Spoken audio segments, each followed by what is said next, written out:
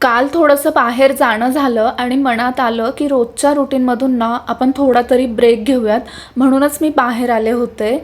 आणि सुरुवात झाली माझ्या आवडत्या छोले भटुऱ्यांपासून. काही पदार्थ असे असतात ना की जे समोर आले ना की आपला मूड आपोआप छान होतो. आणि त्यापैकीच एक माझं फेवरेट आहे ते म्हणजे छोले भटुरे. मी एकदम मनापासून ते खाऊन घेतलं होतं. त्यानंतर घेतला एक कप मस्त गरमागरम असा चहा. पुण्यामध्ये रात्रीचं असं वातावरण एन्जॉय करणं, चहा घेणं आणि स्वतःसोबत थोडासा वेळ घालवणं, ह्याच्यापेक्षा आणखी काय हवं असतं लाईफमध्ये. हेच तर एक प्रकारचं पीस आहे असं मला वाटतं माझ्यासाठी. आणि कधी-कधी म्हणजे आयुष्य जगण्यासाठी मोठ्या प्लॅन्सची गरज नसते.